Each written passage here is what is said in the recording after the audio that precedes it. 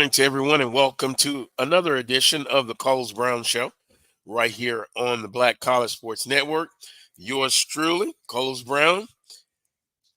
Coming up on today's show, I simply call it the guest menu. We'll have our regular guest, Charles Edmond. Coach Van Pettaway joins us in hour number one as well, and AD Willow Brown, all on today's show, March 9th. Here's what's trending on the Coles Brown Show. Southern University basketball today will conclude their SWAC season, both on the women's side and the men's side. We'll get into the possibilities of seeding and where not only Southern University will stand, but also the seeding for the rest of the conference 1 through 8, both on the women's and the men's side.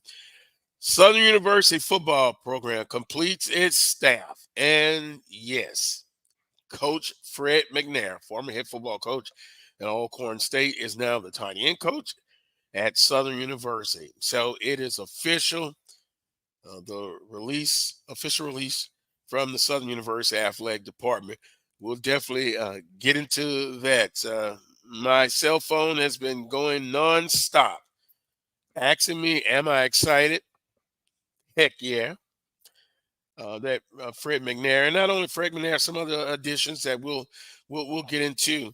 But I will just say this: plenty of football knowledge on Coach Graves' staff, and so the pieces are in place. So Fred McNair, Coach Everett Todd, special teams coach and defensive ends coach, welcome to the Jaguar Nation. Also, Southern University baseball, a 3-game series. The weather kind of got the start on the series, but a 3-game series with Alabama State. And let's see if Southern University hasn't improved since the last couple of outings. They will have a doubleheader today, and then 1 game Sunday. The original schedule was Friday, Saturday, and Sunday. But Mother Nature's undefeated. Yes, she is. And Southern University softball affected by the weather also. Single game Sunday, a doubleheader Monday, and then they open up conference play against Texas Southern University. That's what's trending. Now let's bring in the panel. One being Charles Edmond and Coach Van Pettaway. And guys, good morning. Good morning. Good morning. Good morning. Good morning to everybody in the chat room. Charles, let's kind of go. We're going to talk some basketball. And I'm going to be sipping water throughout the show because that pollen has gotten to me. But, hey, the show goes on. You sent me a text about the scheduling next year for SWAC basketball. And so it seems the difference is going to be, instead of having the doubleheader on Monday, they split it. The men will play on Monday. The women will play on Thursday. Saturday will still, did I get it right? The Saturdays will still be a doubleheader. I'm looking at Coach Pettaway's face because he's eagerly anticipating what I'm getting ready to say here. Yeah, SWAC then, SWAC now. Good morning, SWAC. Good morning to everybody, excuse me, in the chat room. So with that being said, we're going to start off with that. Coach Pettaway, I don't know what to think. Charles, and let me say this. Also, it has to be approved by the Council of Presidents, but Charles believes that's just a formality. I don't know what I think about it. I'm still trying to process it. But go ahead, Coach. Go ahead, Charles. Let me start with this. After the game the other night at Texas Southern, just having, general conversations about stuff. Somebody comes to me and says, hey, man, SWAC schedule is going to change next year. And I'm excited about the big win over Texas Southern. I'm not really paying attention, but I am paying attention. Like, what you talking about? They said, man, there's going to be the women are going to have their own day. There's going to be a SWAC doubleheader on Saturdays, and the men will have their own day. And I didn't think much of it until Tuesday when I got home. I made a couple of phone calls, and in fact, it has been confirmed. So here's what's going to happen, Coach Pettaway. The women will, instead of going on Saturday, Monday, SWAC games will be played on Thursday, Saturday, and Monday. On Thursdays, the women will play only. Mm-hmm. On Saturdays, there'll be a doubleheader, men and women. And on Monday, the men will play only. Hmm. So, for example, let's just use Southern University, for example. All right, so Southern is playing in Huntsville today. So they played in Montgomery on Saturday. So here's how it will work in the case of Southern University and Alabama State. Just use that as an example. So Southern's women will play Alabama State on Thursday night only. These are all women's games on Thursday. On Saturday, Southern will play Alabama A&M in a doubleheader, men and women. Mm-hmm. On Monday, Southern will play Alabama State.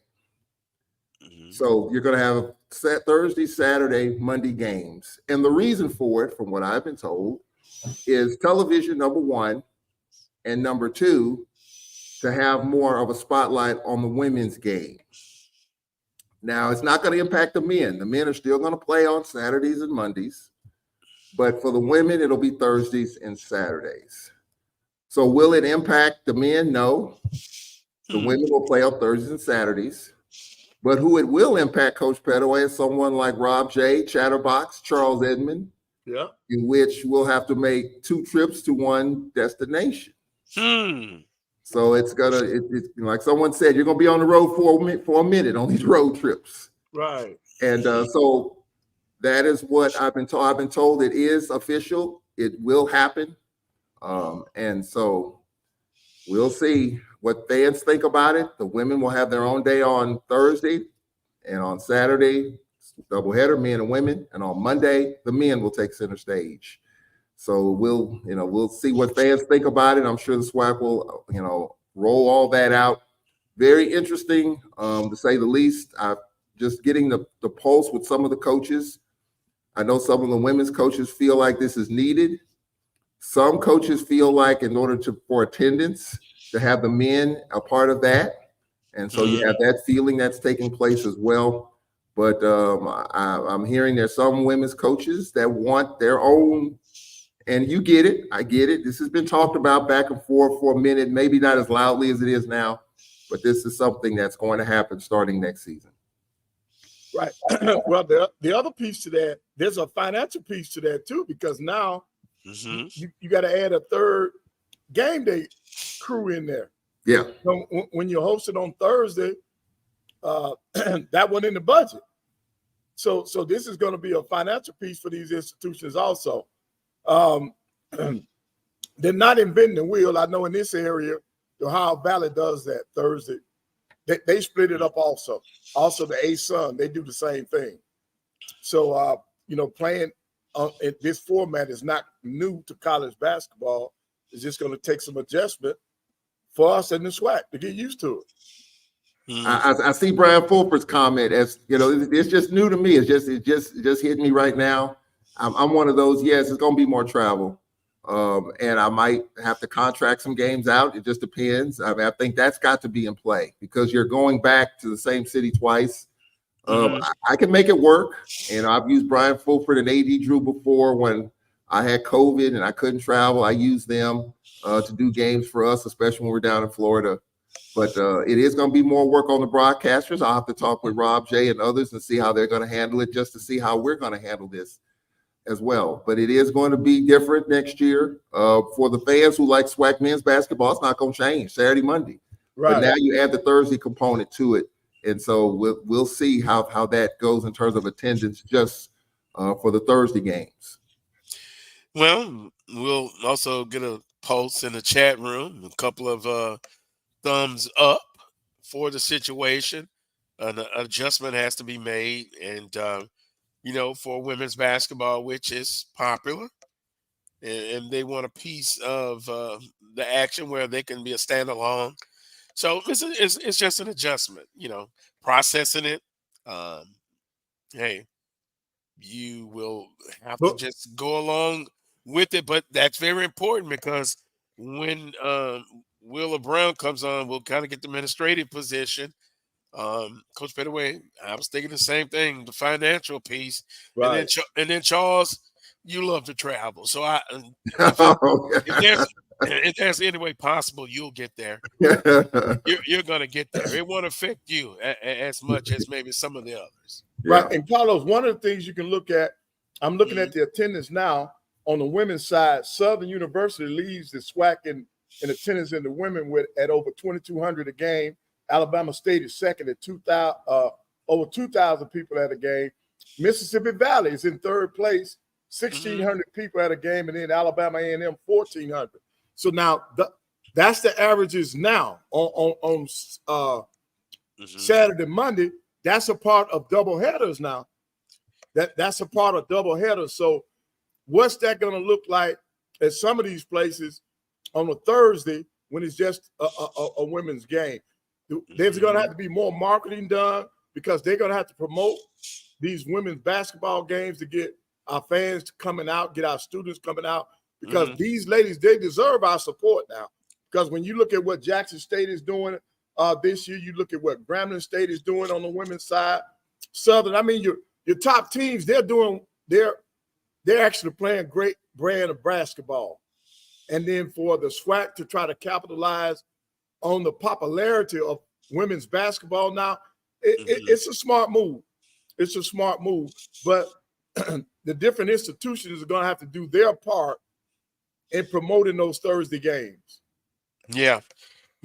And to be honest with you, within every conference, you always have a stronger fan base at certain institutions. Right. Some institutions, you don't have as much of a strong fan presence. Also, we looked at this maybe a few years ago, just kind of getting a conversation. Baton Rouge, Lorman, Mississippi. That's a big difference. Not trying to put a shot at Lorman, but Baton Rouge is a mid-sized city. Huntsville, mid-sized city, growing. Houston, a large city. So you have to take into account some of those larger cities that may have more things to do from an entertainment perspective, discretionary dollars. So I think they'll look at the data. It's going to happen, and maybe they'll have to adjust accordingly. But it will be a financial piece. It'll be an adjustment for the fan base. And an adjustment for the student athlete too, because now all of a sudden, instead of leaving on Friday, of course, Friday, you got Saturday, Sunday, no classes. So now all of a sudden, this would be just my guess for us.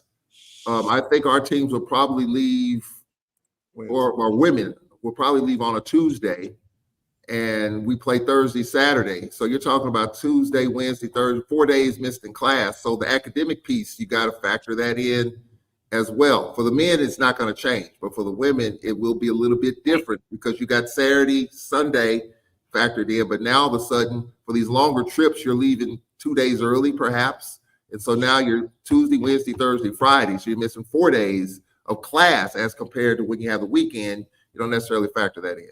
Well, I don't know. Tuesday, maybe like, for instance, Southern going to Huntsville, maybe a Tuesday. But if they go into Lorman, Mississippi, that's just a turnaround. Right. Yeah. So it'll be interesting to see how it all fits. Everyone will have to make an adjustment, Coach Pettaway. You're right. But I'm going to tell you what's going to help us on the men's side. That Monday game gets to start on time, and you could perhaps move it up a little bit, Charles. Yeah. Normally you don't. When you play a doubleheader on a Monday, you might not even tip until after 8. Yeah. Right. So now you can have a 7 o'clock start time and get the game in and get it out for the men. Now that helps the men. Yeah. But on the women's side, like you said, that travel piece, I think on this end, some of our teams will probably leave. Our women's team will probably leave on Wednesday. Yeah. They'll use Wednesday as a travel day, play Thursday, and then do and then be on schedule. Yeah. So I don't see us. I don't see a scenario where our women would leave on a Tuesday. Because normally we're a day out in terms of travel. So I think they'll keep that piece. they do fly. They fly down to Florida. Well, Mhm. now they even fly to Baton Rouge. I've never done that, and then they fly to Houston. So they probably could still get a flight the day before and still make those long trips. So that's the thing. And then the other thing that's helping now, you got a lot of virtual classes. The kids at the Blackboard and all that stuff. They're online, so that could help in some scenarios where you got those 4 days where the kids are out of the classroom, because here at A&M, a lot of times they don't meet in person anyway. Everything's on, they're doing it online. Virtual, yeah, online. So that could help. Yeah. Well, let's see. In the chat room, EA says, so you're asking HBCU fan students attend 2 midweek games compared to 1. So I guess EA is not on board just yet with it. It's going to take some adjustments. Right. It's going to take some adjustments. It's going to be different. There's no question about it. I mean, I couldn't believe when I was told that Monday night. I didn't. On my initial reaction, you got to be crazy. But then I called and did my research, and then I was told, yes, it's going to happen. And they just kind of explained it. So when you step back from it, for those who are going to be a part of it, it's going to be a little bit of work and travel involved, even when you're at home. I mean, and you're right, Coach Pettaway. And I talked to our campus police chief the other day about it. I'm like, Chief, you need to get ready, because starting next year, you're going to have these Thursday, Saturday, Monday deals going. And so that's going to be an internal discussion, to try to get security in place for more than just, 2 events. So that's going to be interesting. Right. And then when it comes to the ESPN schedule, we were always getting if we were on a Monday, you were getting a late game anyway. They weren't even starting until 8. So I don't think that'll change. But for non-TV games, you can get that Monday game in and get it out of the way. And I think that'll help, because now that helps with travel for that team that's on the road that Monday. They're able to get out a little bit sooner. So it's just going to be an adjustment, and we just got to get ready for it. And like I said, there are plenty of conferences that are on the same schedule. Yeah, and we got to take our first timeout and try to be on time today. But with that being said, when you come back, what are those times will be when you have those singular games, Monday and Thursday? Because, we talked about it before. Students have to become more involved in those games. What happens that people who have to work and they get out 4 or 5, do you push the games up a little bit? Do you just stick with 7 p.m.? And again, geographically will tell you a lot. Ida Bena doesn't have the traffic like Houston or Baton Rouge. I know everybody knows that.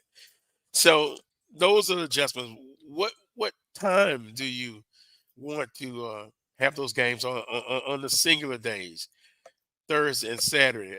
Keep that in mind. We'll take a timeout. When we come back, it'll be more of the Coles Brown Show right here on the Black College Sports Network.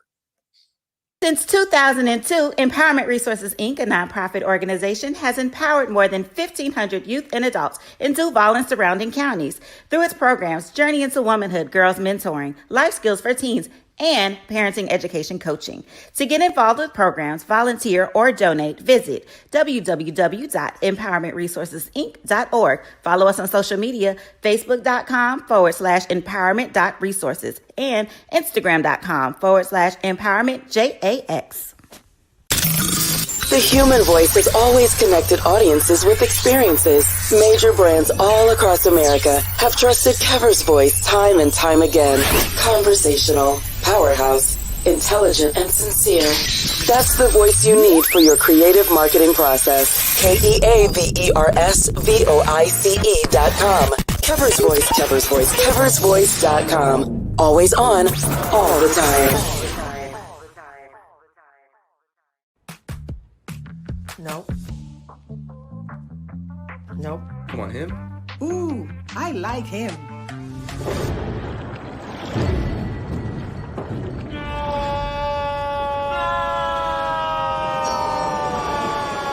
Quick, the quicker picker-upper. Bounty picks up messes quicker, and each sheet is 2 times more absorbent, so you can use less. He's an 8. He's a 9. Bounty, the quicker picker-upper. From novice to aficionado, find yourself here. High quality cigars plus personal customer service. Slow Burn is Waco's only mobile cigar lounge, featuring a meticulous, curated collection of premium cigars. Visit our website, www.slowburnwaco.com. That's www.slowburnwaco.com.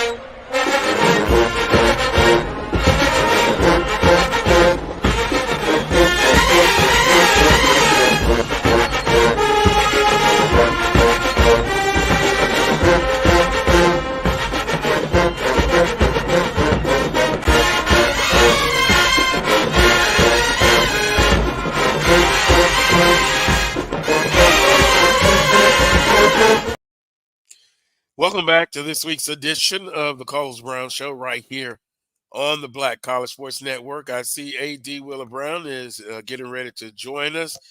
Good morning to everyone in the chat room. Charles, Coach Pettaway, and Willa, I'm kind of looking at the chat room, and boy, some good conversation going on. Women, sports, focus on the women's basketball. People saying that's a good thing. Also, someone said the CIAA, A&T Roy, the CIAA does even more, typically men on Thursday and Saturday and women on Friday and Sunday. Some said maybe they wish it could have been a trial for next season to try a few games like that, then see how that goes. No wrong answer, no wrong opinions. I love it. But welcome, A.D. Willa Brown, and we'll throw you right in there from the financial standpoint. From security, from more money. Your thoughts on this? I don't think it moves the needle, from a financial point of view. Depending on your institution, whether or not they charge you for every little thing that goes on. Like in some institutions, they charge the athletic department to cut the grass, that sort of thing. And so, if you're at one of those institutions where, you got a lot of overtime that you're paying in terms of custodial folk and things of that nature, then it's going to affect you in an adverse manner. If you got good relationships with your physical plant people, that sort of thing, then it may not hurt you as much. And it's all about where relationships come in. But from a financial point of view, I don't think anybody's going to see a big windfall, by splitting, the men and the women. I think that, giving the women one day out of the week, whether it be Wednesday or Thursday or what have you, kind of satisfies the Title IX police for a little bit. But, outside of that, Carlos, I can't really see it standing alone in terms of it being lucrative. So it all depends on what the ultimate goal is. If the ultimate goal is for it to be self-sustaining, that sort of thing, that's not going to happen. If the goal is just to, give the women their due, give them their day, their rise in the sun, that sort of thing, then it helps to, to do that. And that's pretty much where it stands. Right. I will hope coming out of this, one of the things that the SWAC will look at is coming up with a TV contract for the women. In other words, let televise some of those premium games that they'll be doing on Thursdays, or even because I think Saturday is oversaturated. So I don't see them getting a Saturday game, but I think it would be nice if they could get some of those women's games on Thursday, get them a TV deal. Yeah, I was told, guys, that it was television was helping to drive this narrative to help make this thing go. And we know, and I think John Grant has talked about this, the Celebration Bowl director, how TV is driving a lot of stuff now. Mm-hmm. And if networks want that, if they would like to have the women give their own day, give them their due, which they do deserve, we're not questioning. I think that is the only way to do that is if we're doing what we're doing. Now, we can argue about what days they should play. I've seen the post that Sunday, Tuesday, whatever day. I mean, it's Thursday, Saturday, Monday for the SWAC going for next season. But I don't think there's any doubt that television is driving some of this. And I do think some of our women's coaches want to see their own day and they want to get their own shine. And I don't have a problem with that either. It's just, how do you do that within the SWAC conference footprint of what we've had in the past? And apparently this is something that's going to happen starting next year, and just have to see how it happens. But I do agree that we'll see the attendance for the women's games on Thursdays. I'm anxious to see how that will go, and whether or not it's even going to come up in discussion. It's going to be done. We'll see what the numbers look like, and if the ratings are good, and if they're awesome, I think this thing's going to continue. Well, if Coach Pettaway, if that was kind of in place this year, I could just think of a couple of games. One, Southern and Jackson State on a Thursday night. UAPB and Jackson State on a Thursday night. That's just two jumped off on top of my head. So with that being said, I think the ultimate goal is having a standalone, having their day, and then television is going to put the narrative on this. And then, see, Carlos, I would have to be meeting with A.D. Brown. Come Monday, because we got to renegotiate now because he's had tough, another day in there. He's tough. He's tough. Well, but Coach Pettaway, Coach Pettaway, my main question is going to be, how is this going to make your team better? How is the move that we're trying to make going to make your team better? Carlos, the bottom dwellers in the conference are still going to be the bottom dwellers. It's not going to move their needle at all. So if a coach wants to come in with, great ideas, I don't have an issue with that at all. We always have that door open, that sort of thing.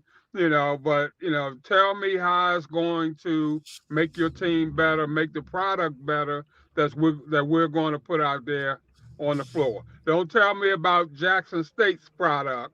Tell me about my school's product. I know Jackson State women are at the top of the heap, that sort of thing. So, I would expect their crowd to be a little bit better, a little bit bigger, but tell me about Valley's girls. How's it going to improve them? How is it going to help them? That sort of thing. Well, we've kind of talked about it before. And where I'm going, Coach Pettaway, as a conference, it's just not one solution to answer what Willa Brown's talking about. Here we go again. Cut out all these guarantee games, cut them down. You got to schedule better. And then at the end of the day, you just have to get better. And it's just not one way to do it. Willer, no, that's not going to, as you say, the bottom dwellers, it's not going to help them as much. But hopefully we can put some other pieces in place where they at least can improve. Will it happen in one season? No. It'll take several. But you're just an old hardliner, Willer. You're tough. You're tough, and they talk about me. Oh no. Yeah. But it's going to happen. So what's the word we've been using? Adjustments. I do think that with the women having their own day and platform, I do think there's, in my opinion, just my own opinion, there's going to be a little bit of nudging to get better a little bit quicker, just a little bit, not much. How? Well, I mean, because you're being put on display. No, I understand that, but I say, how are they going to get Oh, better? how? I mean, that's still $1 million question. But I think with the exposure, if this spotlight is being put on you every week, every Thursday night, it's your night. So it's going to get more attention every night. Not saying it hasn't been in the past, but it's going to be just women's games on a certain night. There's going to be a little bit of a nudging to do better, maybe a little bit quicker than what we've seen. Now, I will say, you talk about Valley. But you're Valley being was here the other. That's the word, exposed. That can be good and I bad. agree. And we just saw Valley here the other night. I think Valley's got the right coach. There's going to be some changes there. There's probably going to be some players hitting the portal. Mm-hmm. So there's going to be a little bit. I can see that where Valley, even men with George Ivory, longtime head coach, I think Valley will be better. But as far as the women, I do think, in my opinion, that there will be a little bit of a nudging in terms of getting better a little bit quicker just because of the exposure. You're being put on the platform more and more and more. Every Thursday night, you're going to be rolling that thing on out. Mm-hmm. And then, Charles, two things mm-hmm. come into play. Okay, first off, you talked about the coach at Valley, which was great.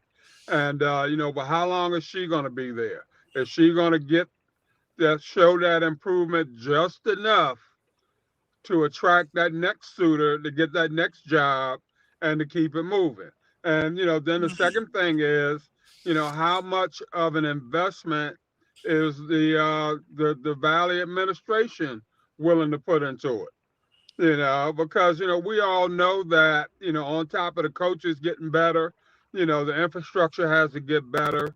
We got to invest in scholarships. We got to invest in recruiting dollars. We got to invest in the small things that make your program grow. Right. But it's not a thing of one person doing this to, show me where you are and then I come to the table. It's everybody got to be at the table at the same time, like right now. Everybody got to throw it in the pot, throw their dollars in the pot, and we got to make this needle move all at once, not in segments, that sort of thing. Well, I will say quickly for a Valley situation, Valley's playing in the renovated Harrison complex. Looks really, really, really good. So good. Nice facility. They were hosting the high school championship semifinals there in Itabena. It looks really good. I mean, I will tell you, so that from the infrastructure perspective and facility for basketball, they've got that. The other stuff in terms of scholarships, that is still yet to be determined whether they will get there or not. I mean, we all know the price tag for not being there in terms of football, which generates the whole athletic wheel. They cannot play an Ole Miss or Mississippi State because they don't offer enough aided scholarships to be able to play those teams. And that's a lot of money left on the table. But if you can't do it financially, you just can't do it. And so I don't know whether Valley will get there or not. But I'm just saying in terms of basketball, what you're seeing there in terms of, upgrades, there's some upgrades there. And so I think, again, for Valley's case, I think it's slowly but surely. But I think for other programs here at Alcorn, the Whitney Arena is going to get a total makeover. In a couple of years, we probably won't be playing here because the arena will look completely different. We're looking at some models in terms of how the arena will look on the inside, but they're going to start on the outside first. So I think, schools are making the investment. I think schools have good facilities now. We'll see what happens with Bethune-Cookman. I think it's a great home court advantage, but I think, Reggie Theus is going to figure that thing out. So I just think in terms of what the women are doing, I think they want to get their platform. And will it move the needle immediately? No. But I do think from a trickle perspective, I think slowly but surely it'll be a nudging to get a little bit better, a little bit quicker, because now you're being put on display. If the TV stuff is what we think it is, I think you're going to be put on display every week, and there's going to be a little bit more talk about getting better a little bit quicker. Right. And Charles, to add to that, it's already started. Yesterday, I had the opportunity to do the Alabama Junior College Tournament for the women. Yeah. Man, it was like a SWAC reunion in there. From Grambling to Alabama State, Alabama A&M. Man, you saw so many SWAC schools represented at that tournament on the women's side, and I was as a SWAC, as an alumnus of the SWAC, I really was impressed. I was impressed to see that much representation in one spot. And these are the brightest and the best of the JUCO players that are playing to go to the national tournament. And SWAC was well represented yesterday. So my hats off to our ladies. I thought they all did an outstanding job. Well, it seems like to me, and some of you may agree or disagree, but the facilities, some are getting upgrades. Someone in the IC said JSU is having discussions about possibly revamping the AAC. So would that be? Oh yeah, Coach Brown, better lighting at Alcorn State's arena. Yeah. Brian took a shot there earlier during the week. So it seems like there's going to be improvement. Mississippi Valley State. Other than that, any other arenas probably need updates. Sun University, new court, dressing rooms done. With that being said, let me go to the chat room. Edwin says franchise. The so-called guarantee games generate money that our home attendance isn't generating, and it gives us the opportunity to raise our team and conference RPI rating by beating those teams. That's a lot right there. First of all, I didn't say, and I know Edwin's not saying that I'm saying it, but I said we need to cut back on the guarantee games. Yes. You know, the conference has been blessed this year on the women's side and the men's that they've been able to beat, Southern beat Mississippi State, Jackson State beat Missouri. But from a long-term standpoint, that's a goal, but it's not happening consistently enough. And those money, I understand, generate revenue for the athletic budgets. So now you desperately need them. But what does it do for attendance? We've talked about it. If I'm just a regular fan, if a team's 2-12, 2-14, that in itself cuts the attendance literally over 50%. Right. So RPI, we've talked about it, Edwin, to generate the ratings that the conference need.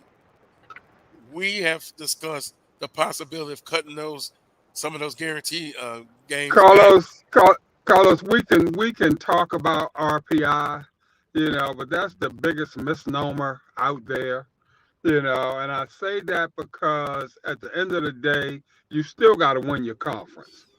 All that other stuff doesn't matter. The fact that you beat X, Y, and Z, who was ranked in the top 50 and all that is good, maybe bragging points for a hot minute, but at the end of the year, at the end of the season, if you haven't won the conference tournament championship, you're still going to be home, just like the other 9 or 10 teams in the conference that didn't win it either. You look at Pine Bluff women who had a good out-of-conference, had some good out-of-conference wins from what I've seen. At the end of the day, if they don't win on that championship Saturday, okay, they're going to be going home just like a whole lot of other folk are going to be going home. So while we would like to say that, the RPI is going to increase us and all that sort of thing, it's not going to help us in terms of trying to get that at large, that sort of thing. And I hear Charles say all the time, we got to raise the level of the entire conference, not just 1 or 2 schools getting it done in terms of possibly getting that at large, that sort of thing. It's when your conference is up there in the upper echelon, that you're seeing more teams get that extra bid outside of the champion, that sort of thing. So until there's a remedy for that, we're just playing for the money. And let's just call it like it is. We're going in there for the dollars, and that's pretty much it. Any other residual things that we think may come along because of that, we're just kidding ourselves right now.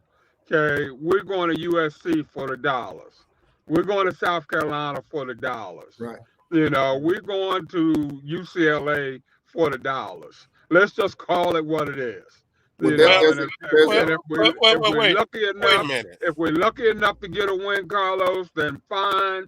The chances are at the end of the season, it ain't gonna help us. It was just another beat down where we got paid, and that's it. Right, but Will, on that, but wait a minute. Nobody's denying that.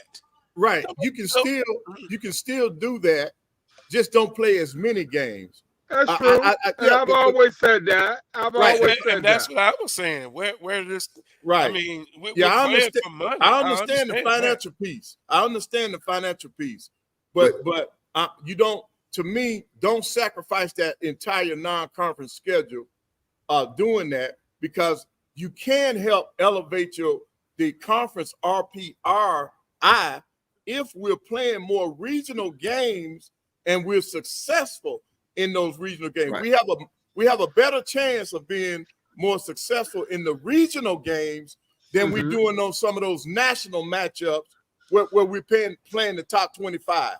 Because when they went to the quad levels, you play one or two teams in that quad, but not your entire non-conference schedule. That's all I've ever said. Well, the commissioner has talked about this. The commissioner, I interviewed him last year about this, and of course, he's over the NCAA basketball committee, so he knows what that stuff looks like.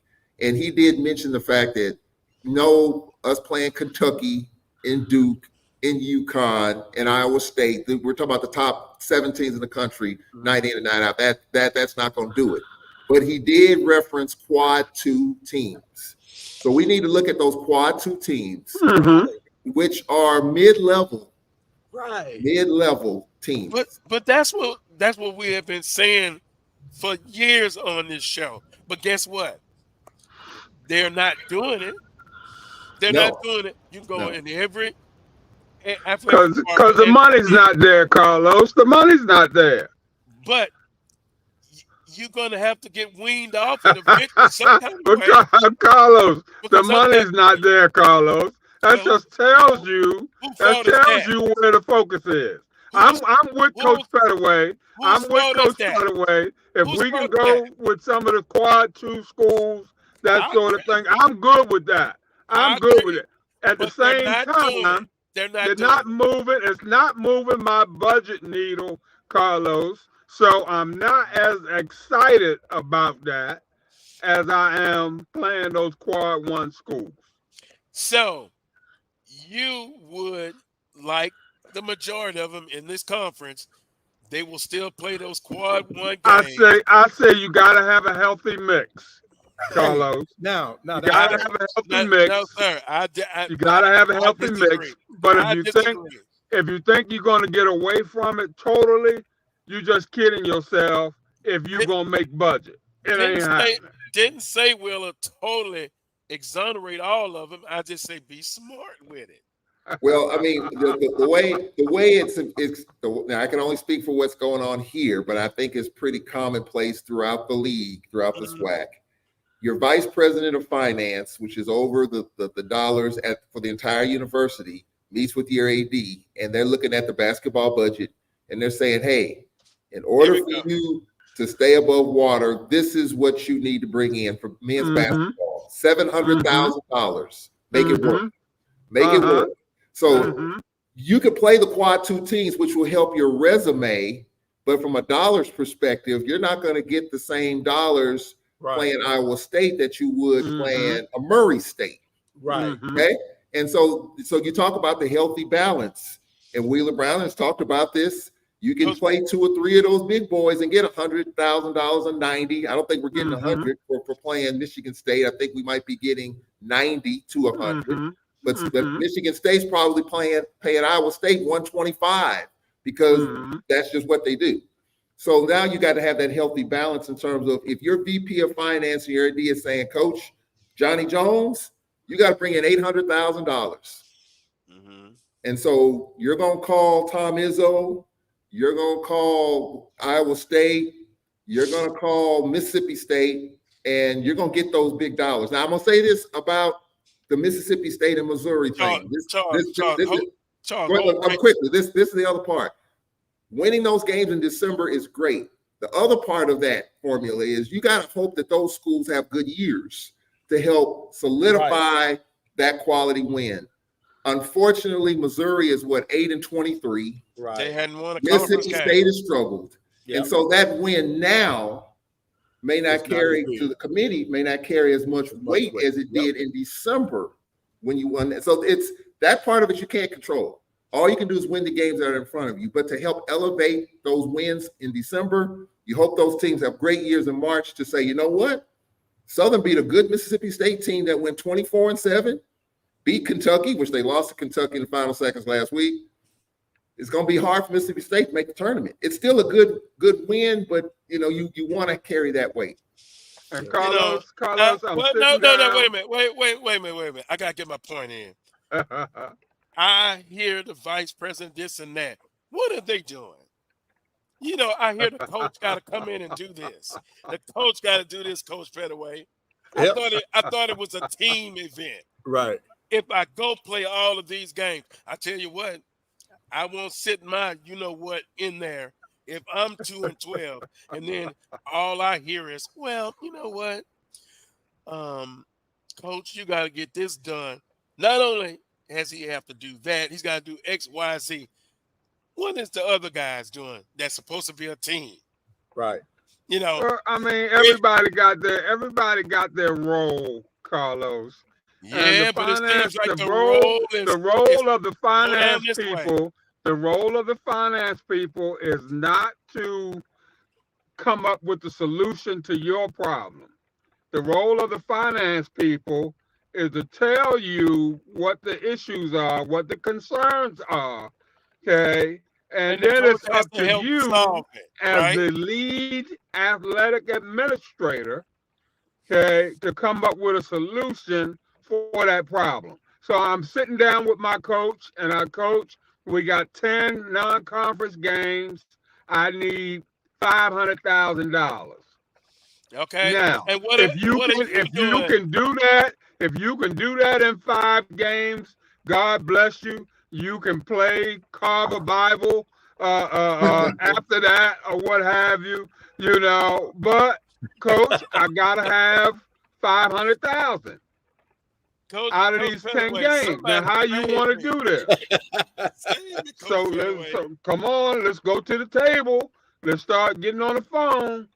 Let's see who we can call to make these things happen so that we can get that healthy mix, that healthy balance that you're talking about, and everybody's happy.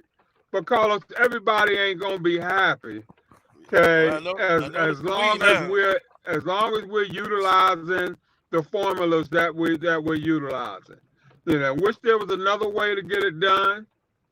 There's not an AD out there that wants to go out there and get the kids' heads banged in, that sort of thing. It's just not. We're cruel people, Carlos. But not to the point where we want to damage the kids, that sort of thing. But it puts us in a precarious situation. At the end of the day, we got to do something. Because the president of the university is not going to be happy at the end of the year when I walk in there with a $2 million deficit. He ain't going to be happy. He also not going to be happy when your coach walks in there. You ain't going to be happy. He doesn't have a winning record. He doesn't have a winning record because he's trying to help the bottom line. It's got to be a healthy balance. And to be honest, for HBCUs, it's going to get worse because you're already up against cost of attendance. You're already up against the portal. You're already up against the NIL. We already behind in all of these areas, and we still got to go out and foot our athletic departments through basketball. I don't care how you do it, how you look at it. That's not right. It's not fair. It's not fair to the athletes. It's not fair to the coaches because all we do is look at your total overall record. That coach is going to have a losing record unless he can flip his conference schedule. If a coach cannot have a productive conference schedule, in other words, he can't lose but 2 or 3 conference games in a year just to have a winning season. That's a lot of pressure in itself, right there on that coach. And at the same time, you telling this man he got to make $500,000, $800,000 with that schedule, and that's not helping his team. He may not have the team to play that kind of schedule. So mentally, where are those kids when it's time to play in the conference? They're gone. And this is a piece I think that we're missing, gentlemen. I do, as a coach, I know that I got to help the school, but I don't feel like it's my job 100% to raise the money for athletics. Coach Pettaway, Coach Pettaway, Coach Pettaway, I feel you, Coach. Coach, I feel you. I feel you, Coach. No, you don't. My heart bleeds. My heart bleeds for you. There's no ifs, ands, and buts about that. Okay, but there's always a but. Okay, when we decide to take these jobs, okay, we know the history of what's going on coming in the door. So there's not an HBCU coach out there, Carlos, that doesn't know the dynamics of being an HBCU coach on the Division I level. They know when I go in that door, I'm going to have to bring in $500,000-$600,000 in guaranteed money. They know that. No need in coming in and pissing and moaning and all that. You know it. You know, the only thing that you can try to do is come in with an idea, come in with the formula, help me to help you make sense of this thing, if at all possible. But don't come in the door now, and now all of a sudden, I'm surprised because I got to play all these guarantee games. Look at the history. All these coaches, all they got to do, Carlos, look at the history, look at the people that were there before them, so forth and so on. You got a history of playing X amount of guarantee games. You know when you take that job, you know it. That's going to be an X amount of guarantee games you're going to have to play.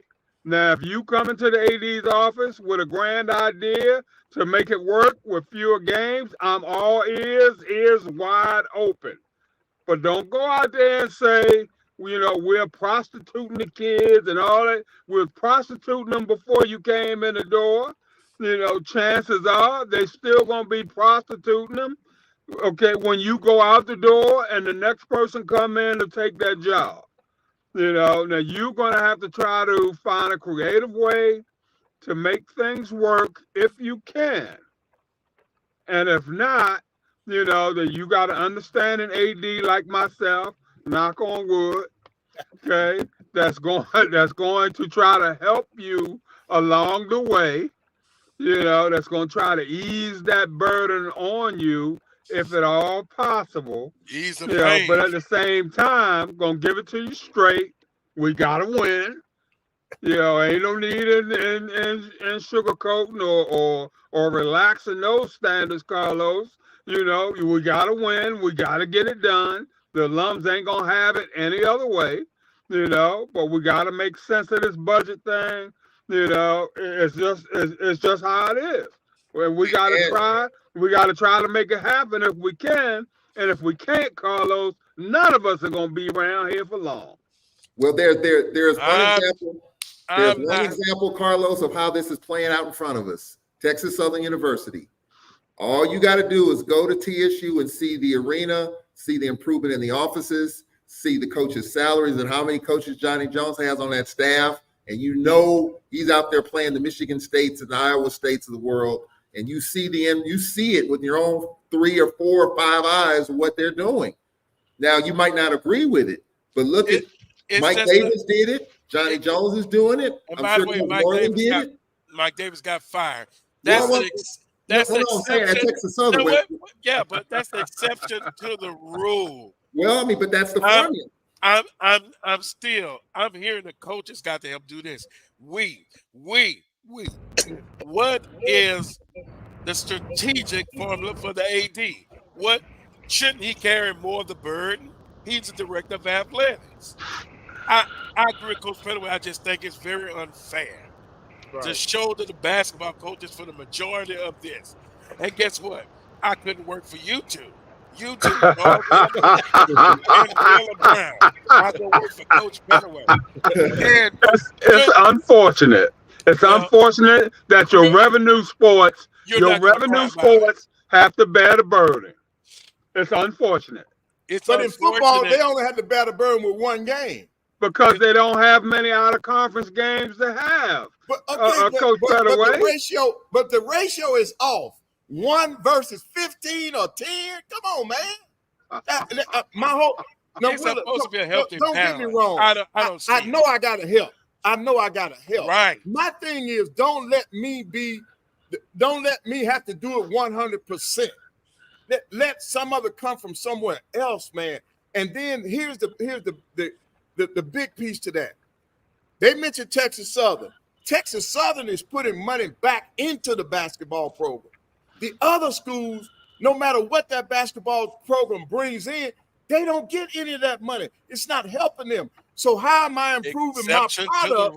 How am I improving my product when the money I'm bringing in doesn't even help benefit my program? That's not helping me. How am I getting better athletes on campus? Why aren't my facilities upgraded? Why don't we have a bigger recruiting budget? Why are we not giving back cost of attendance? Why don't we have some NILs to attract these kids to our institution?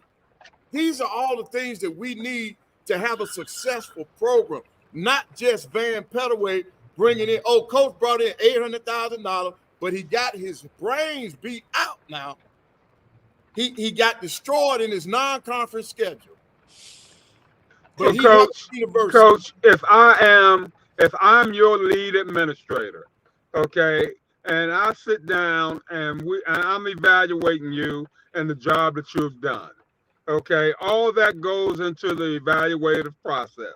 So don't think that, I'm just going to look at your record and say Coach Pettaway got to go because he was just 10 and whatever, that sort of thing. That's not it at all. And most athletic directors pretty much look at it the same way. The fact of the matter becomes that we get so beat down, Coach, during the guarantee portion of the season that we wind up losing 3 or 4 conference games right off the bat. Yep. Because of the fact that we've gotten so used to losing. Okay, by the time we figure out, hey, we're supposed to be beating on these guys. They about the same speed we are. We're 4 and 5 games into the conference portion of the schedule. So we have to try to find a way to negate that particular issue. How is it that we can help to alleviate some of that pain? Right. That we're feeling. But I'm not going to punish you, Coach Pettaway, because you did not win the conference championship or all of your games or, that sort of thing. I'm looking at your conference schedule. And then I'm seeing that, maybe there's some chinks in the armor there as we get to the beginning of the conference schedule season. Now, how can we do some things non-conference wise to kind of help alleviate some of that shortfall, that sort of thing. So I mean, it's both of us together trying to get this thing done. Now, at the same time, okay, if we're 0-10 going to start the season, and then we go 0-15 after that, then I gotta look at that also.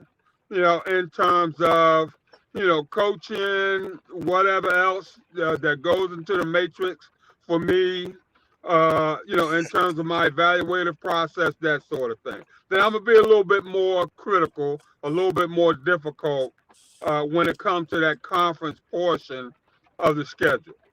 But it's both of us together in this thing, not just Coach Pettaway sitting there by himself, thinking it's Coach Pettaway against the world. It ain't just Coach Pettaway against the world. It's Coach Pettaway and Wheeler Brown against the world. Even though it looks like it's Coach Pettaway against the world. Well, and now we're to the second hour. Let me ask you this, Wheeler. You're saying us together. I think before I asked you this, you said you do agree that it should be not as many guarantee games, a healthy balance. Okay. Mm-hmm. Okay. Charles, you say you like the way it is. They can play that many non-conference games because they got to guarantee the revenue. You don't have a problem with it, correct? No, I like the balance myself. Right. Okay. I really do. I really do. But and look, I understand.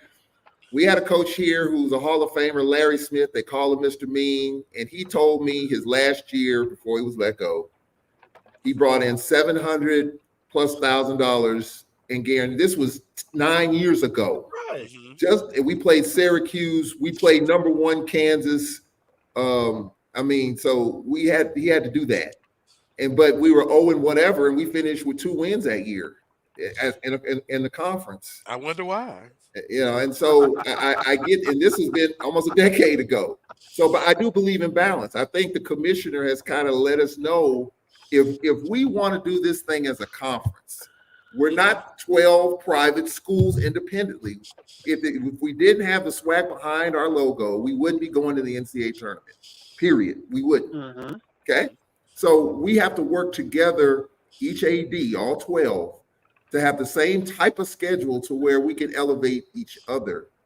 And that's not happening. That's just not happening. And I understand why it's not happening. Because the AD is probably saying, one of the ADs is saying, look, I got a VP of finance in my ear, my president's in my ear. I got to bring in this amount of money. I got to save my job as far as that is concerned. Mm-hmm. So until everyone is on the same page, which we're not, it's unfortunate. But the commissioner has been yelling from the hills for years in terms of what it's going to take for us to get a better seating. Now, I did read, there's a comment that says, Atlanta Bussey says he rather would be in the play-in. And I think more and more of our coaches privately, quiet as it kept, is saying, because I've always believed, let us be a 14 and put me up against a 3 or a 12 against a 4, and let's go. But a lot of our coaches want the play-in game because they feel like that's a better path. Yeah. We're going to Dayton. Whoever wins this thing next week's going to Dayton, Ohio. You might as well book the ticket. It's going to happen. Okay. Mm-hmm. Probably no NIT. I don't think we're going to get a bid this year. I don't see that. The NIT has tightened it up a little bit. I don't think we're going to get it this year. But we've got to be on the same page. And I don't want to make a comparison to the SEC or these other Power Fives, but I'm going to talk about it. I'm going to talk about this. All the ADs in those conferences are on the same page. Mm-hmm. And that's why you have, in my opinion, 4, 5, 6, 7 teams get to the big dance, because they all understand the scheduling dynamic. We got to do the same. Now, is it going to help us that much? Probably not, until we can win some of these quad 2 games, as the commissioners talked about. But you're not even playing them. The ADs are not on the same page. Correct. That is correct. And we have to get on the same page. I guess, and we've been having this conversation for 10 damn years. 20 or longer. 25. Right. And see, that's what I'm saying.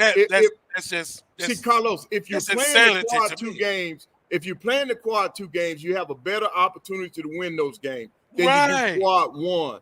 And the money, yeah, there's a difference in the money when it comes to the guarantee games from quad 1 to quad 2. But you just think about this. I can remember when Conference USA, they were in the same boat. And you know what the conference did? They bailed their schools out. They gave their schools money to attract non-conference opponents to their arenas. The conference gave them money because we were a part of that. That's how we got the relationship started with UAB. They called and said, hey, man, we got more money now. Will you come down to Birmingham for this amount of money? Because the conference is helping us pay you guys. We need home games. That's how they elevated their RPI. And so we have to do something similar to that. We got to get to the point where we're making sure that we got enough regional games on our schedule that we have a better chance of winning, and it helps improve the overall RPI of the conference. And see, it's not just individual, it will be the entire conference that's moving up. All of us would benefit from that.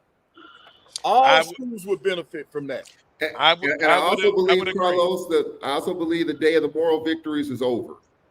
We Yeah. gotta win. We gotta win some of these games. The moral victories, the conversations. Hey, you played a hell of a game. Yeah, but did you win the doggone game? That's Right. where it is now. Are It's all you about the talking about- wins. The wins. You gotta win these games. Are you talking about quad 2 games or Quad quad 2 games. Yes. Yeah, Okay. part two. Yes. You got it. Alcorn had UAB beat early in the season. We lost by 3. Yes, it was a great effort. Terrific. Wonderful. Arkansas State, we had them on the ropes to the last by another quad 2. Lost by 14. Got to win those games. Not saying you got to beat Duke. Not saying you got to beat Iowa State or Kentucky. But those quad 2 games, some of those you got to win those games. You got to win. You got to push it hard, just as you do. We're playing UAPB today. You got to push it just as hard in November as you do in March in order for this conference to get an elevated seed, perhaps in the NCAA tournament. And that's, unfortunately, it's not happening. Well, we're talking about it again and again and again, and I'm personally sick of it. Me too. Me too. But you know, it's time to put up or shut up, and you know what needs to be done. Let's get on the same page. But I know next year I'll see 10 or 12 guaranteed games on there because it's easy. Somebody in the chat room said, and I hope people don't take this the wrong way, what is the qualifications? What is the job duty for the ADs? To me and their staff, it's more for them to show them much more the responsibility than a football coach and a basketball coach. And so specifically, we're talking about a basketball coach. With that being said, welcome to hour 2. It's been entertaining. One of our what's trending stories was Southern University football, and I saw you, Coach Graves. He was looking into the show. Southern completes its staff, and I'm gonna pull it up. And I do have a graphic. Welcome, Coach Fred McNair, tight ends coach, to Southern University staff. And Southern's completed that staff, and we were wondering if Coach McNair, where would he surface? So welcome to the Bluff, Coach McNair. Coach Pettaway and Charles, I'm glad that Oh yeah. Coach McNair's got a job, and no matter how long he's here, you appreciate it. And I'm gonna look up the rest of the staff as we listen to your commentary. Right. Well, I'm proud that Coach McNair was able to bounce back. I think he's one of the great guys in the SWAC. He's proven over the year he's a great person, man. I've had an opportunity to talk to him a couple of times. I just really like his demeanor, man, and you know he's paid his dues. So I'm just happy that Southern University was able to offer him a position, and he's back in the SWAC because he's one of the great ones. He's one of our own, and we need to look out for our own. Yeah, let me say this, Carlos. I want to issue a retraction and an apology.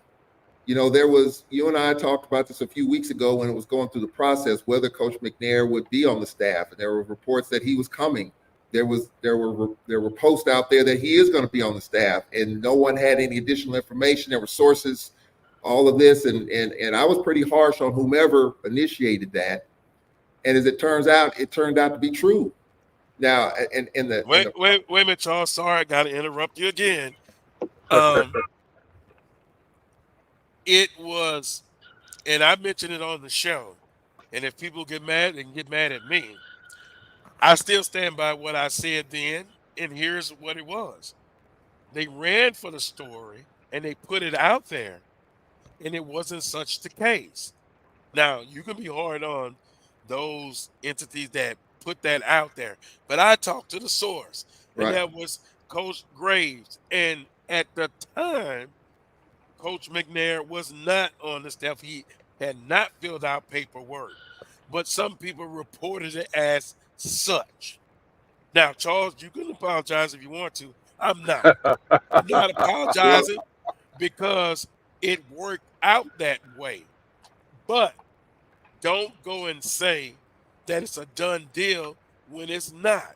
Talk to the source. The source said it was not the case. Now, Charles, you can go ahead. yeah. Well, I mean, for me, I just look at the fact that maybe I should have, and I know you reported it and you talked to the source. You know, sometimes you have to just back up a little bit.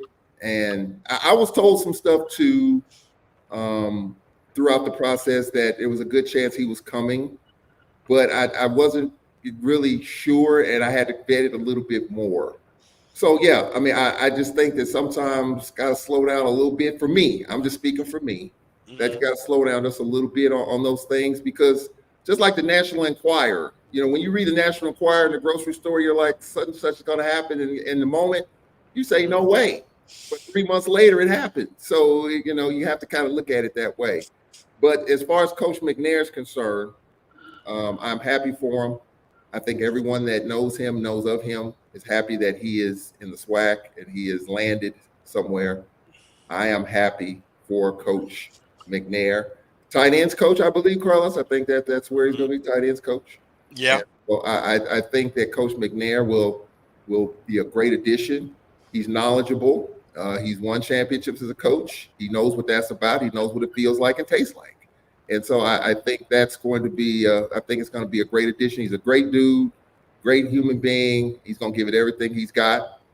And from the football and competitive side of it, Carlos is just going to add another bit of drama when Alcorn plays Southern University. I think it's going to be, hey, you can add a few more tickets to a Mumford Stadium, because that's going to be talked about as we get closer to it. If the division is at stake, with everything that's going on, I think that's going to add a lot more butts in the seats at Mumford Stadium. We talk about revenue. I don't think you have to worry about revenue when it comes to that one, because it's homecoming number 1, it's Alcorn and Southern number 2, then you got a former Brave on Southern staff number 3. I think that's going to add even more drama and intrigue, and it's going to add more attendance and more revenue. So I'm looking forward to all of that. Get there early. That's all I can say. Yep. That's great. That's great to have him back. Yes. Carlos, I do have one question. Like, today is the final day of the regular season in SWAC basketball, right? Yep. Whose senior day is going to be spoiled today? Well, you're in Huntsville, Alabama, A&M. Right. Takes on the Jaguars, and and by the way, that reminds me, congratulations to Jackson State women, regular season champs. Although some of you could care less about the regular season, it's all about the tournament. And then congratulations to Grambling State. They're the men's regular season champion. Yep. Because you stood the test of time. Yep. Now you got to. But Carlos, we lost your audio. Carlos, your audio went out. Yeah. All right. Hey, are you? Well, I will say this. Charles, out of the team, and Wheeler, out of the teams today, Jackson State is at home. They hosting Mississippi Valley. Florida A&M is hosting Bethune-Cookman. Charles, you all are hosting Arkansas Pine Bluff. Here at Alabama A&M, we're hosting Southern. Alabama State's hosting Grambling, and Texas Southern is hosting Prairie View. Now, this is senior day for all those teams I just named now. Somebody's going to be disappointed. Now, I'm going to just go down. I'm going to start on the women's side. Jackson State women, I don't see them being disappointed today. I think those seniors will go out with a bang. Down in Tallahassee at Florida A&M, they're hosting Bethune-Cookman. On the women's side, that's a rival game. That game could go either way. And what say you, Charles? Well, that For the women, yeah, I think Bethune-Cookman has a slither of a chance to make the tournament too. I mean, for all the talk of what the senior days, we got 6 seniors playing their final game today, and one of our seniors is not going to play today. One of our top player, Jeremiah Kendall, a Prairie View transfer, has got a knee injury. He's out today. And Landon Bussey wants to finish a 2 seed so he can play on Wednesday and then Friday and Saturday like we've been. But Southern controls that seed, Carlos. Southern got Alabama A&M. They control the 2 seed. If they win that, they're the 2. We got to hold on to 3. If we lose and Texas Southern wins, we'll be the 4 seed. So I think on this senior day, it's senior day, and everyone wants to get the flowers and the pictures and the photo ops. But there's a lot at stake other than the top seed, the 2 seeds, and even at the bottom of the bracket for Alabama State, Alabama A&M. So I think even though it's senior day, it's the final day of the regular season, there's a lot of posturing and a lot of moving pieces at the bottom and especially in the middle of the bracket still yet to come. Don't know if coach is really interested in it. Landon Bussey says he wants to play Wednesday, Friday, Saturday. And in order for that to happen, we got to be the 1 or 2 seed. We're not going to be the 1. Southern controls the 2. And if Southern wins, we're not going to be 2. So I think there's a lot of discussion behind the scenes and senior day too. Can you say, and I think you can hear me, I don't know what happened. Yes. Okay. In this year, the 2 and the 3 seed, I guess it's important, but I don't see a big drop off between that. You look at that 4 and 5 seed, it's supposed to be really evenly matched. But, Southern couldn't lay an egg. They were on a 3-game losing streak the last time we talked. Now, last Saturday, they lost to Bethune-Cookman. Then they came back and defeated FAMU and then went into Alabama State. So it's going to be tough. They're on the road. 2 seed is available. Could end up being a 3rd seed. That's just a possibility of it. And then Alcorn, one of the hottest teams on the men's side. Yep. The Braves have won 8 in a row. Gramblin's won 6 in a row. You got 2 hot teams headed into that tournament, and then Texas Southern, they say, "Hey, don't forget about us. We still in this mix too, even though we slipped up and lost. But now they got Prairie View, a rival game. They can win that game. They can improve their position. Man, this thing, I told you, it's coming out to the last day. It's coming out to the last day on the men's side and the women's side. If you talk to Landon Bussey, coach, we won 8 in a row, but he says we got a long way to go, and he ain't happy. He ain't happy with the defense, and he's not. I mean, Jeremiah Kendall is out. He's what stirs the drink for us. He's out today, up in the air for the tournament. But you talk to Landon Bussey right now, he is pulling his hair out. He is not happy defensively. He's not happy defensively, and he feels like, and Coach Petaway, you know this, in the tournament, in the postseason, defense is what carries the day, and he's not happy with that. Well, with that being said, Coach Petaway or anybody on the panel, you're ready to make a prediction who's going to win it on the women's and the men's side of the tournament? If not, well, on the women's side, there's no way I'm going against Jackson State. I cannot go against Jackson State. I think they're going to close out the regular season today. They'll be the prohibitive favorite going into the tournament.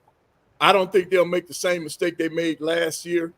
On the women's side, I'll have to go with Jackson State. I'm gonna be honest. On the men's side, it's between 3 teams. I think Grambling has a shot. I think Southern has a shot. I think Alcorn has a shot. It's and then you still got Texas Southern out there. You got 4 teams on the men's side that could actually win that tournament. I think if you go with any one of the 4, it's done. Grambling, Southern, Alcorn, Texas Southern. Well, I'm gonna do like Charles. Say I'm gonna challenge Alcorn. I think they get it done. I think they win the SWAC basketball tournament. That's a good prediction. Well, they rolling along now. I'm putting a whammy on them. Yeah. Predicting that they're gonna win it, that's gonna go cut them up short. Yeah, that's pretty good. And actually, Coach Petaway, you make a great point. I'm gonna take the blue and gold glasses off. Not that I wear them, I think Southern's maybe a year away. Let's see what happens next year. They've done a great job. They went on a losing streak, and oh boy, you should see some of the Southernites. Oh, it gave them flashbacks to the last few years where they were in first place, and then they take that slide down. I think it's just different. You've got a good, outstanding coach and a staff. The best is yet to come. But I wouldn't be surprised if Grambling won it. Like you said, you can't not think about Texas Southern, who seems to turn it on. But I'm going to go with my prediction: Alcorn State. Okay. Yeah, you know what, Carlos? Texas Southern to me, of course, I'm pulling for the Braves. We're the hottest thing going. We got to get better. And Landon Bussey says we got to get better right now. And I don't see that because you just don't have a lot of time. You only got a handful of practices left. You just got to get it done in the tournament. But Texas Southern to me is a team. We ended Texas Southern's winning streak. And Johnny Jones, after the game, Kyle Mosley interviewed him, and he was disappointed, but he's like, the body language told me, hey, we've been in this thing before, and let's just get to Birmingham. And I think that's what everybody's looking forward to. Southern University, I give them credit, Carlos. They got off the mat, winning. They beat FAMU, and then they beat Alabama State. I think it's going to be a huge game in Huntsville where Coach Pettaway is to see if the Jaguars, if they win that game, I really think Southern could really throw a wrench in this thing, come tournament time. Will they be heading back home and going back to Alabama? I don't know, but I think if they win that game, it will be huge. And then, I think Jackson State, I know no one's talking about them lately, but they had a 4-game winning streak that we snapped. I think Jackson State's a team, the teams that you're not talking about, the Bethune-Cookmans, the UAPBs, to Jackson State. You got to keep one eye on those teams because in the tournament, nobody cares what happens in the regular season, what you did, what you didn't do. Nobody cares. Everybody's 0-0. Nobody cares how banged up you are. Nobody cares what issues you got going on. And we've talked about it in the first hour. Coaches get evaluated in this conference based on this time right here. Right. And so this is where you earn your money, your incentives, and this is what everybody's talking about who loves the SWAC. What's going to happen at the Bartow Arena? Mm-hmm. Yeah, I'm looking at some of the comments, Coach Pettaway, Charles and Wheeler.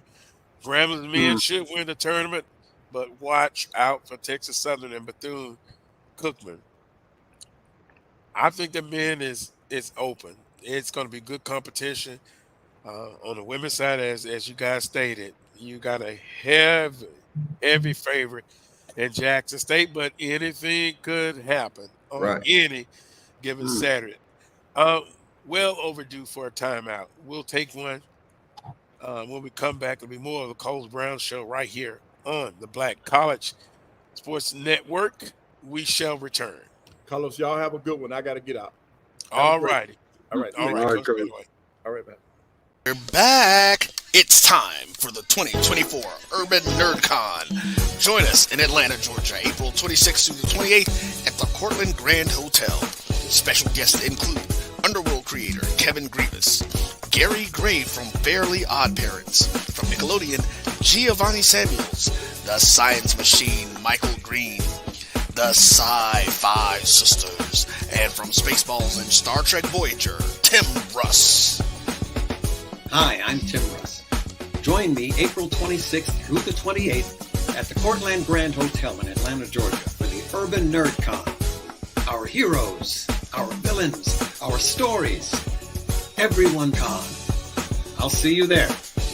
Live long and prosper.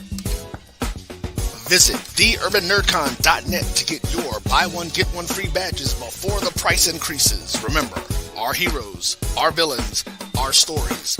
Everyone's con. See you there. Since 2002, Empowerment Resources, Inc., a nonprofit organization, has empowered more than 1,500 youth and adults in Duval and surrounding counties through its programs Journey into Womanhood, Girls Mentoring, Life Skills for Teens, and parenting education coaching. To get involved with programs, volunteer, or donate, visit www.empowermentresourcesinc.org. Follow us on social media, facebook.com/empowerment.resources and Instagram.com/empowermentjax. If you think all pads are exactly the same, think again. This is Always Ultra Thins reinvented with the Always Triple Protection System. This pad wicks gushes 90% faster, absorbs even more so you can feel dry, and locks odors in. Rethink your pad for up to 100% leak-free and odor-free comfort with the totally reinvented Always Ultra Thins. This is always like never before. The Cuvée Group is a Florida-based marketing and training consulting firm. We help businesses communicate to their target audience and engage them in conversation. We also help to expand their audiences, which will ultimately result in growth for those organizations. In addition to being a certified constant contact specialist, my colleagues and I are also certified in John Maxwell Leadership Principles. We use these proven principles to conduct workshops, training, and private coaching sessions for individuals and companies looking to take things to the next level. Contact us to schedule a free consultation. Issues today, don't delay, call Cuvée.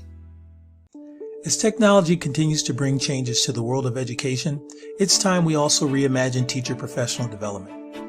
Gone are the days of one-size-fits-all learning that can only be accessed at a specific time and place. The Stride PD Center is an on-demand library of mobile-friendly courses that allow educators to learn anytime and anywhere. Our dynamic courses provide bite-sized learning and help educators advance their knowledge while also gaining professional development hours. The best professional development plans are those that include a level of flexibility and choice for educators. Whether you're a teacher, school, or district, visit us today to take charge of your learning.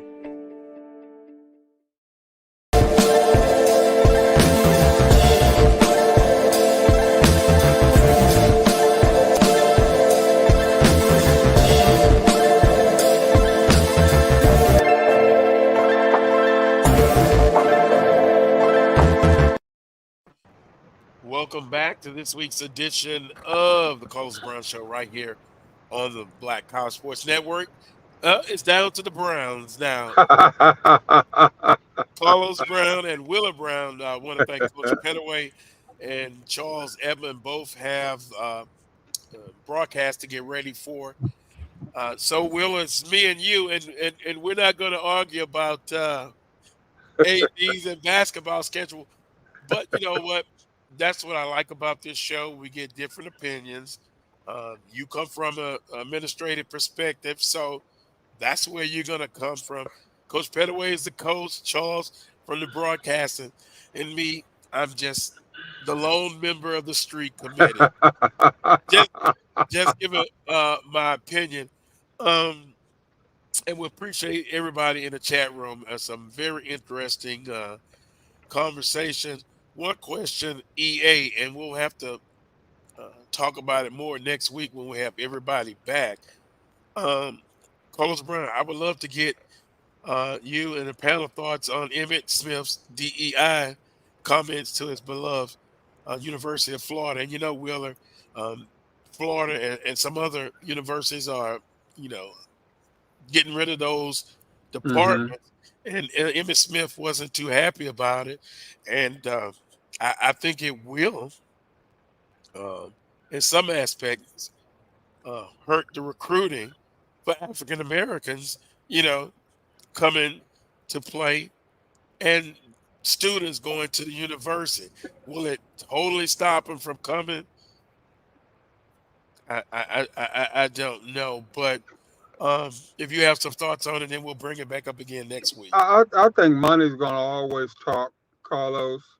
So, you know, maybe a top kid here or there may decide not to go because of that issue, you know. But if they're out there throwing NIL money around and all that sort of thing and cost of attendance and all that sort, it's about dollars at the end of the day. You know, while those kids' hearts may be in the right place in terms of, you know, wanting to rally around that particular cause, you know, the average kid at that age has no idea what DEI is or what it's about, that sort of thing.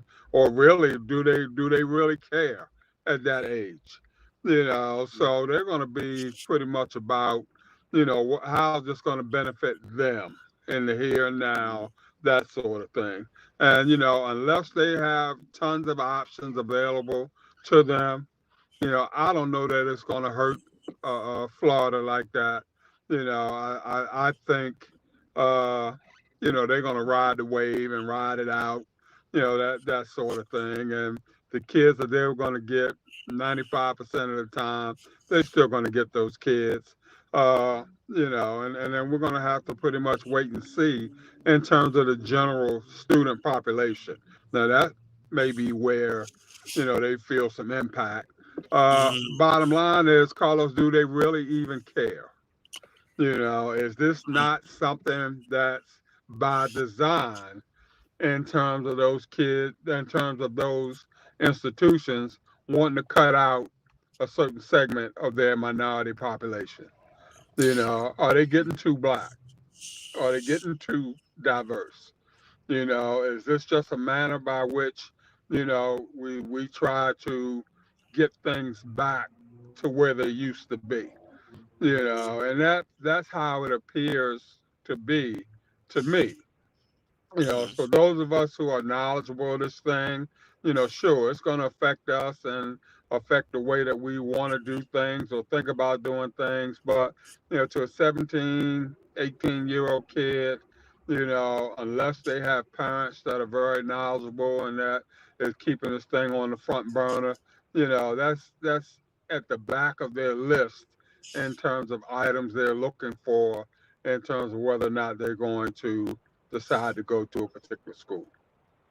Yeah, interesting. I'm thinking as I listen to you talk, my mindset when I was 17, 18, 19, 20, um, my mind was more, I, I was more into at that time, you know, my culture, my blackness, my, Mm-hmm. African American culture. And I'm not a parent now, but I think I would hope that I would have guidance of rearing my kid or kids to say and to know that that is important. And that's why I always talk about HBCUs.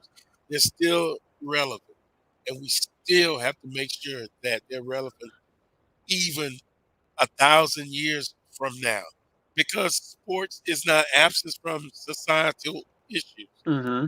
that are going on. And not mean to turn this into a political show, but you can see the political culture and different culture that's going on now in this country. You know, those that have been on the top, they want to keep it that way, Will, Mm-hmm. and Mm-hmm. change is Mm-hmm. inevitable, and they Mm-hmm. don't like it. And so, with that being said, we, being we've got to make sure that we stay on top of everything. And our HBCUs, yeah, they're still relevant. There's still a need, Mm-hmm. but next week we'll get more into it with Charles and Mm-hmm. Getaway and kind of get their perspective. Uh, Mm-hmm. I would just say this, young people, sure you got a place in this world and make sure that you make that place in this world and you do everything to help to continue that we survive from a Mm-hmm. cultural Mm-hmm. standpoint, and we just got to do the right thing, and We we'll got be to all keep right. our schools front and center, Carlos. There's no doubt about Yeah, that. We and got to we preach that 24/7. yeah, and we may agree to disagree on certain things, you know, but at the end of the day, it's most important that they're there and thriving. And you know Mm-hmm. what?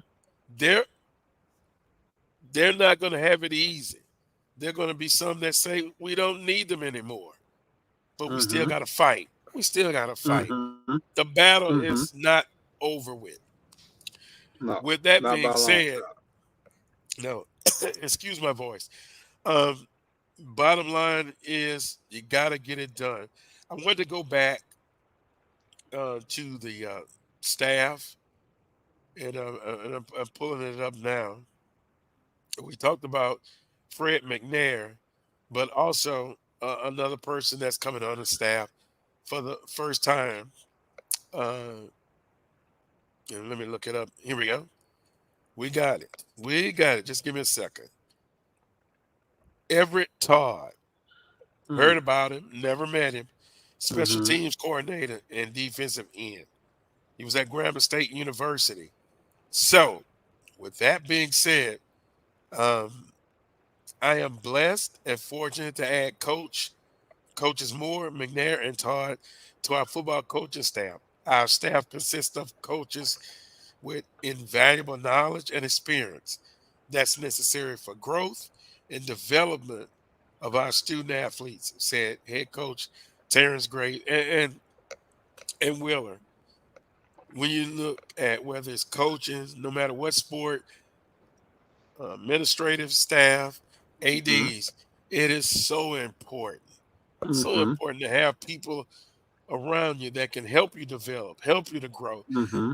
And I Mm-hmm. often say, I would want some people around me that would challenge me. Mm-hmm.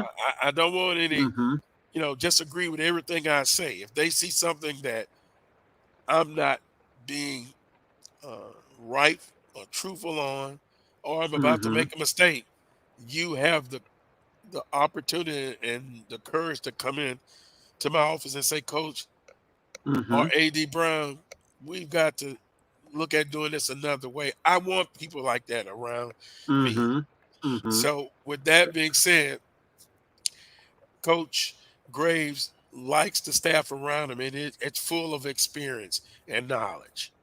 It appears that he has put together a good staff, Carlos, a good mix of youth and experience. And I mean, right now, if you're giving out early grades right now, he would definitely get a great grade right now in terms of putting that staff together, that sort of thing. And so, I mean, obviously he's learned a lot over the years, being an HBCU lifer, that sort of thing. And, so, I mean, he's surrounding himself with good people. And we all know that's the key to success. There's no doubt about that. And that's in any position. You're the head of any position. You're only going to be as good as the people that you're allowed to surround yourself with. And just seems like Coach Graves has done a great job of that right now. And, Yes, sir.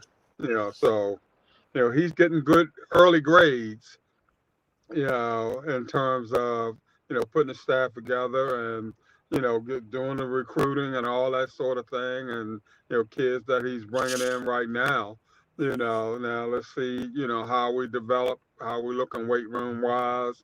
Let's see how we get through spring ball, that sort of thing. And, how we add more kids, during the spring and into the summer. And, let's mix that cake and see, when it comes out of the oven, is it ready to eat, or do we gotta let it sit for a while, or what have you?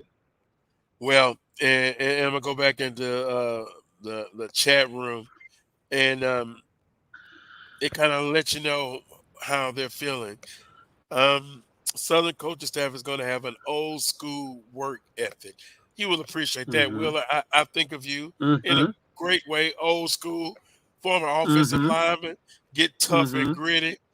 And Coach Graves is old school and a Mm-hmm. little bit of new school, but old school, and the ethic is there.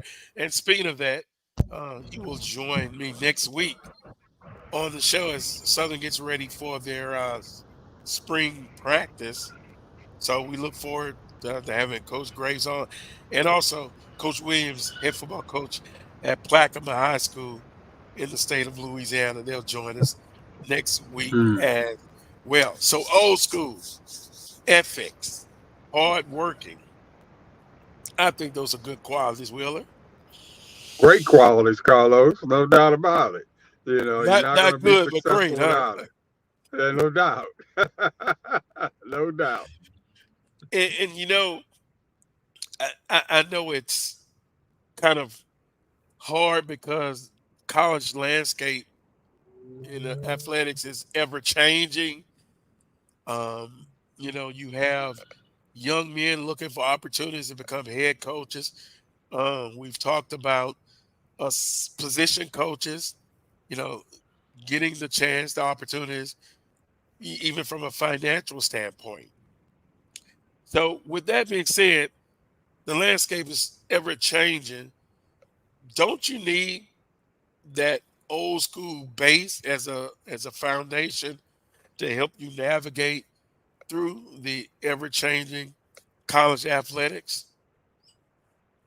I mean, it all depends on the coaches themselves, Carlos. I mean, some guys, what Jack Nicholson said, and a few good men can't handle the truth. You know, uh, some coaches just want to be surrounded by yes men, that sort of thing. You got some administrators that probably feel the same way. But I've always been one to have a diverse crew around me. I want people to tell me, when my stuff stinks, that sort of thing. Yeah, I tell folk all the time, I'm a big guy, I can handle it.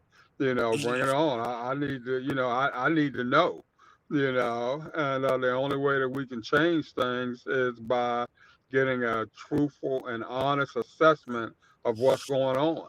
And if we don't have that, just having yes people around you not going to get it.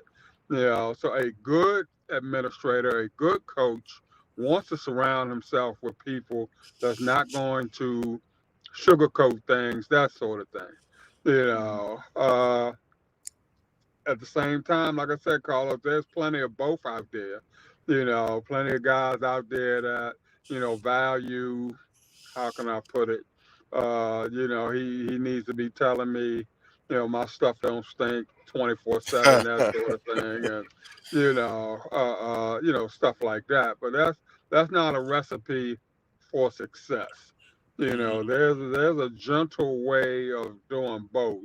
But I'm better around people that are honest with me and upfront and letting me know exactly, where they think I'm going wrong, that sort of thing. Now we may agree to disagree, and that's Yeah, okay. it happens. Yeah. That's okay. Those things happen. Not gonna take it personally, that sort of thing. I mean, at the end of the day, I'm gonna make the call. I just ask that you respect that. At the end of the day, ain't but one butt in the sling, and that's mine. So if I make a decision that's not in your favor or something that you don't like, Gotta go with it. I don't. Yeah, yeah. And as long as we're doing that, then we're okay. It's not that I don't value what you bring to the table. It's just that I feel a certain way about this at this time. I'm going to go in this direction. And hopefully, I ask that you get on board and come with me. But if you feel that strongly about it to the point where you don't think we can no longer work together, then I guess I'll see you when I see you, Carlos. And we try to keep it moving, try to part as friends in some way, shape, or form. It's it's called professionalism, and Yeah. I think everybody can relate to that. It's some things you don't agree with, but hey, you speak your piece, and then you go on. Um, yeah, in the chat room, going back again. Yeah, please add hit the like button, subscribe, notifications, all of that, and Hmm. when we go back to this show, I said it before. You get different opinions, perspective, and I think that makes for for a good show.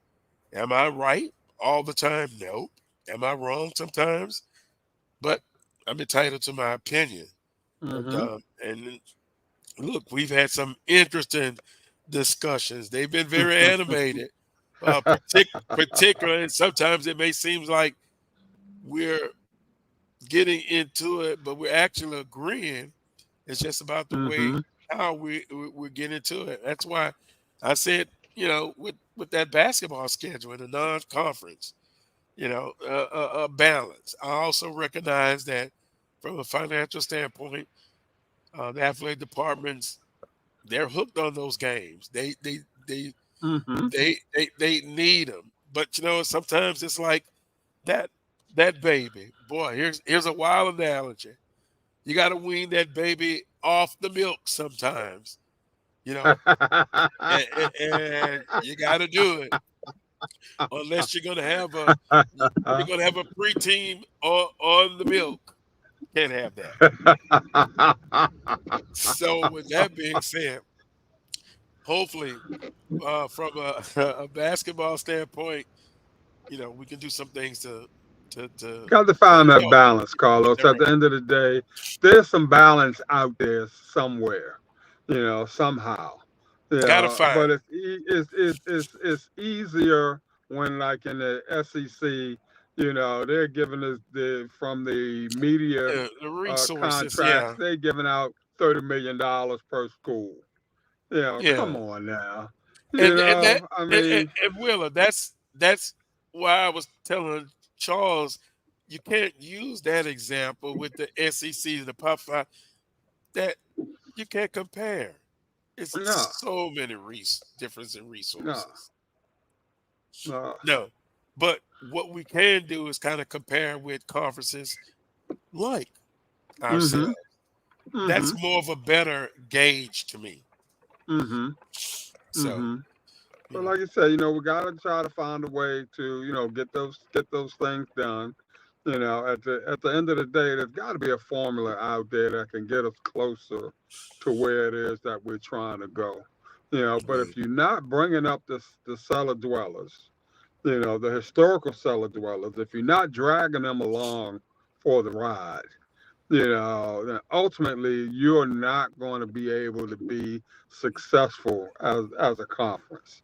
hmm Yeah, I mean, Valley and those guys that are, down budget wise, that sort of thing. I mean, at some point in time, somebody got to help them. They got to get some help somewhere. hmm If they're going to continue to be, members of this conference, that sort of thing, somehow, we're going to have to try to help raise their tide, that sort of thing, somehow. I don't know if you up their revenue share or what have you, or come up with some provisions in accordance with what they're bringing to the table. If you guys up your ante by 5%, we'll kick in an additional 2%, or something like that. We gotta try to do some things in order to help raise them up so that we can raise ourselves as a conference. And I don't want people to think we're picking on Valley or anything like that. I just bring them up because I think they have the lowest budget, of the other SWAC schools. And hmm at some point in time, there got to be some minimums in place, I think. Maybe it starts at like 6 million. hmm If you're not able to sustain a $6 million athletic budget, then you might have to look at another conference other than a SWAC. Do we need to start putting in uh, things such as that in order to try to get the playing field where it needs to be? It's something that probably needs to be looked at some point in time. But the gaps are too great. The gaps are too great. From school to school, and then you got some schools that got great budgets, Carlos, and they ain't really doing a whole lot with them. So Oh, yeah. I look at Alabama State in terms of men's and women's basketball. And in terms of really football, up until this year, they started, coming along a little better, that sort of thing. Mhm. But, historically, to me, they've been one of the top budget earners, in the conference. And, while they're winning a lot of the all sports trophies, that sort of thing. I mean, they're getting it done in tennis and volleyball and Track and field. baseball, track and field, that sort of thing. All that's good, But in your money sports, they have been sorely lacking, I think, or underachieving, in terms of return of bang on the buck. So I mean, like I said, it's just some things out there that, if I'm giving top dollar, from an administrative point of view, and I'm pouring all this money into my revenue sports, then I got to see some return. I got to see some bang for the buck there, in terms of being in that conversation, championship conversation, year in and year out. I ain't saying you got to win it every year. It's not what I'm saying. But I'm saying you got to be in the discussion every year, and as long as we're doing that, every now and then we get that special team, everything just comes together for us, that sort of thing. And, we're right there in that one slot or that 1-2 slot and, consistently. And that's how we want it to be, and that's how we grade that thing and we keep it going from there. Well, over the past couple of weeks, I kind of go back and look in the chat room, and Will, a couple of people say you are a tough AD. But when I first met you when you were at Jackson State at SWAC Media Day, we hit it off. I mean, Mm-hmm. Mm-hmm. so hey, you'll be back in the fold soon. I could never be an AD. I guess I'd have to contain my emotions, but I do respect the job that they do, and I know they have a hard job, and I really do. Some of the times I just think, and I think you guys said the best. We all got to be on the same page. Mm-hmm. From presidents, chancellors, boards, ADs, vice presidents of finances, etc., etc. Also, as far as um, APR and all the counselors and all that, Mm-hmm. everybody's got to Mm-hmm. be on the same board and same page. And we won't agree all the time, but at the end of the day, when we come out, we are united.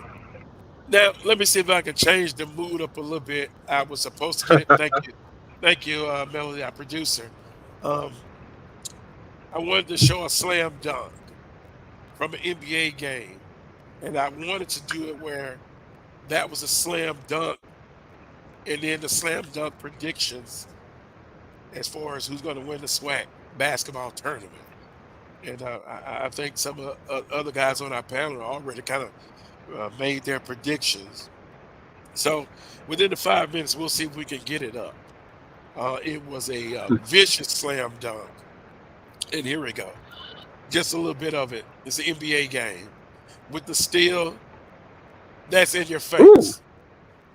That's in your face, Mr. Green. And you can see everybody, hey, you got to, it's a great offensive play, but it was started by the defense. So you got to have that balance. That's true. That's true. Well, with that being said, we'll probably leave out a minute or two early. I got to go regenerate myself. My voice is it's going, and so hey, I made it through. But closing comments for you. Well, I think, it's going to be a great week, SWAC wise all the way around.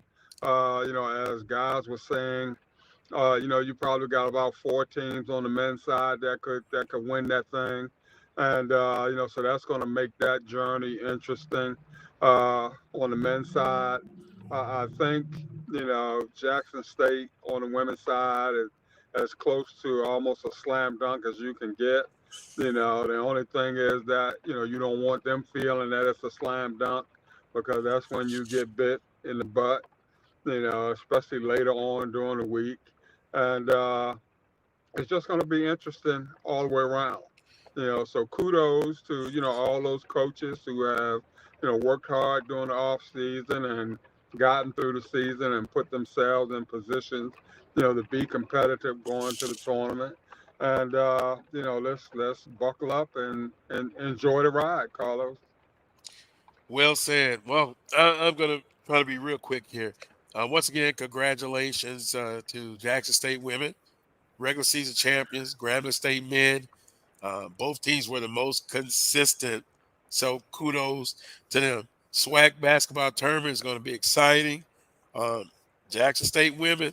And on the men's side, I'm going to stick to my prediction, although I was probably trying to be facetious. Alcorn State, they're the hottest team going along with Grambling. So Alcorn State and Jackson State, that's my predictions. I'll stick with it. Want to thank all of our guests, Melody, producing today's show, and everybody in the chat room. I love you to death. I appreciate you watching and tuning in. Make sure you hit the like button, subscribe, notifications, all that. We will return next Saturday, and I'll be at 100%. I'm sure. Don't forget, support the Black College Sports Network in their 25th year. You can please visit myjbn.com/grow and choose how you would like to support our work. We're out of here until next Saturday at 11 a.m. for another edition of the Carlos Brown Show right here on the Black College Sports Network. Until next time, peace and God bless. And Willer, no chant, because Charles Edwards not here. No Peace, chat. No everybody. chat. Peace.